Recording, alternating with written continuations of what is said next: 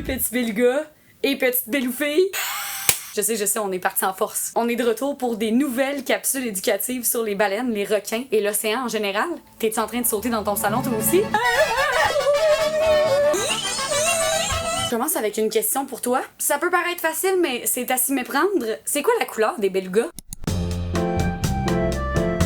Blanc, hein? Time out. En fait, les belugas, quand ils naissent, sont plutôt comme brun pâle, pis sont aussi toutes fripés. Puis à ce moment-là, on les appelle des veaux. Pardon? Demande-moi pas pourquoi on appelle les bébés baleines des veaux. Je sais pas, c'est comme ça. Toutes les bébés baleines s'appellent des veaux. Sauf le beluga quand il devient bleu après. Juste avant 2 ans, il va être tout bleu. Puis là, à ce moment-là, on l'appelle un bleuvet. Après 2 ans, il devient gris. Puis après ça, il va pâlir tranquillement jusqu'à être adulte, vers 12-14 ans. Mais une chose est sûre, c'est qu'à l'âge adulte, nos belugas, ils sont blancs. Puis les animaux tout blancs, ça vient de où d'habitude? Eh oui, des milieux polaires comme l'Arctique ou l'Antarctique. Mais là, tu sais qu'il y a des belugas dans le fleuve Saint-Laurent. Ça veut-tu dire que le fleuve Saint-Laurent, c'est le pôle Nord? Ben non, hein. C'est qu'en fait, il y a très longtemps, il y a eu une glaciation.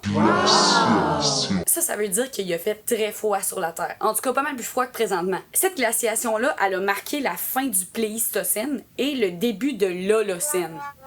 C'est juste des gros mots pour représenter des périodes dans le temps où il se passe des choses assez similaires. Fait quand il y a une glaciation d'habitude, ça change un peu la donne. Donc, pendant le Pléistocène, tout le nord de l'Amérique était en glace. C'est comme si le pôle Nord était vraiment, vraiment plus gros. Fait que tous les animaux qui étaient habitués de vivre là, ben, ils pouvaient plus rester là, hein. Il y avait juste la glace. Si t'es une baleine, là, tu peux pas respirer à travers 1 kilomètre de glace. Fait que les belugas et d'autres baleines et d'autres animaux ont migré vers le sud. Puis ils se sont ramassés, ben, presque ici, dans le fond. Mais vers la fin du Pléistocène, quand cette glace-là a tout commencé à fondre, ça a fait beaucoup d'eau. En fait, ça a fait tellement d'eau que ici, au Québec et même en Ontario, on s'est ramassé avec une mer, la mer de Champlain. Puis ça fait qu'on retrouve des fois même des squelettes de baleines à Ottawa. Aujourd'hui, il n'y aurait aucune baleine qui pourrait aller jusqu'à Ottawa, il y a presque plus d'eau. Puis là, ben, tranquillement, toute cette eau-là, elle a disparu, puis là, c'est devenu le fleuve Saint-Laurent qu'on connaît aujourd'hui. Et en même temps, la plupart des espèces ont remigré vers le nord, comme toutes les belugas, toutes les narvals, les autres baleines, les autres animaux. Sauf 10 000 belugas qui ont décidé de rester ici dans le fleuve Saint-Laurent puis de devenir québécois. Yeah!